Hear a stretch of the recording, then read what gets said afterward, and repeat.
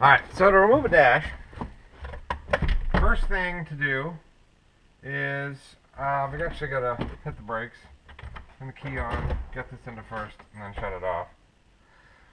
So it's in first. I should set the e-brake, and the first thing you do is remove this bezel here. Now I've had this bezel out, I don't know, 7,000 times, so mine comes out pretty easily. I don't know if you'll have to work at yours, but it comes off like that. Just give it a little tug. And the key points are, if you have anything here, rear hatch I think has a button here, some other things, make sure you don't rip those wires out. And your headlight switch has a clip on the back, and you got to remove that. So alright, so there's a little tab on this side that you push, and the plug will come right out. So then, remove that piece and set it aside. Okay, the next step is to remove this bottom panel. And you can see there's these screws here, here, here, and there. And there may be others. Keep in mind, I've never done this before, so I'm kind of guessing as I go along. Alright, so it looks like it's 7mm.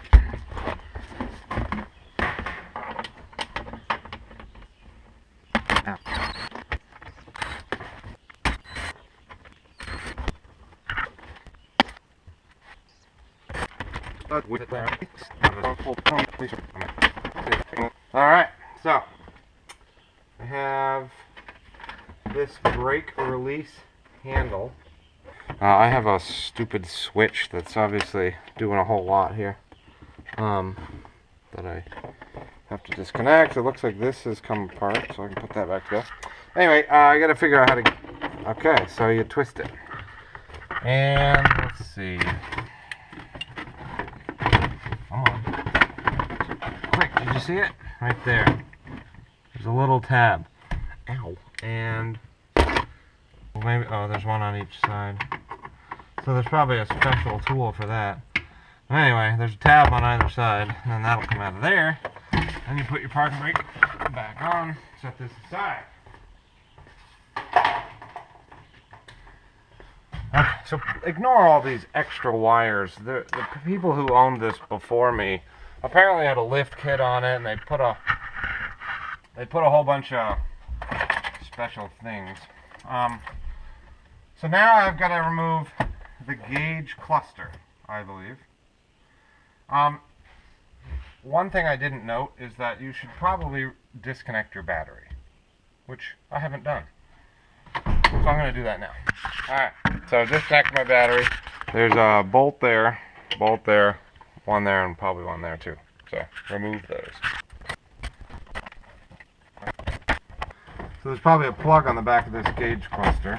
Make sure your tilt is all the way down.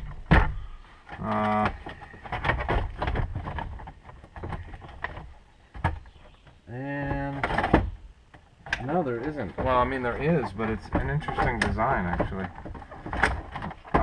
There's a huge plug right here, and it just plugs in back there. So anyway, I'm going to take these 4 screws and set them aside with the dash. So next step, no idea, but I know the steering wheel has to be dropped, which means that plate has to be dropped. So I'm going to remove that metal plate. Looks like it's 10mm.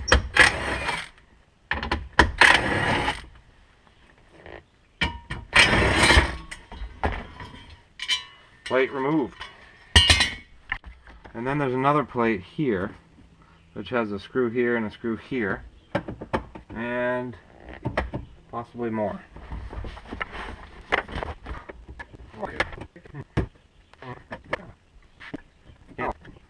I think it must be driven up. Yep. Okay. So I got those 2 screws.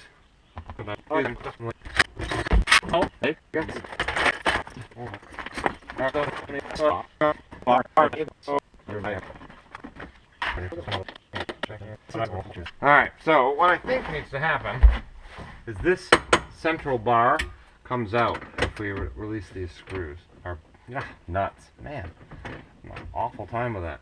So that's what I'm going to do.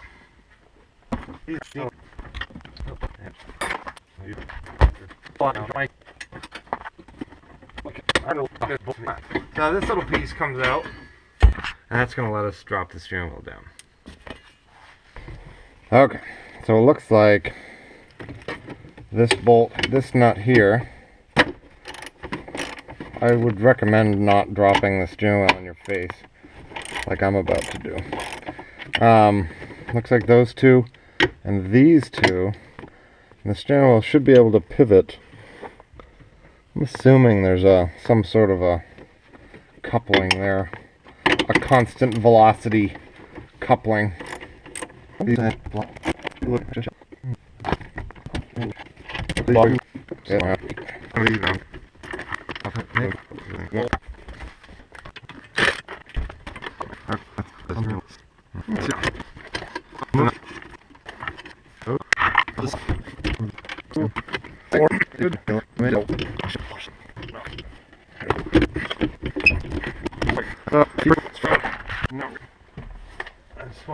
don't want to drop it all the way down until I've verified it's not going to rip anything out of its home, you know? It feels like it's held by something still. I can't exactly tell by what.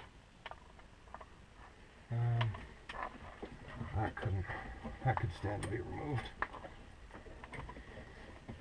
There we go. Okay, so why is it still hanging out?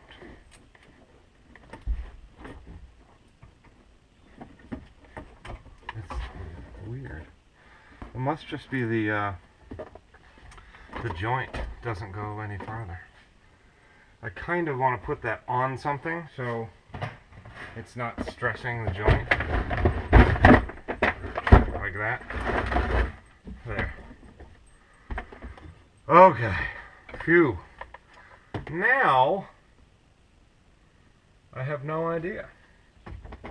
I'd imagine the dash drops down somehow.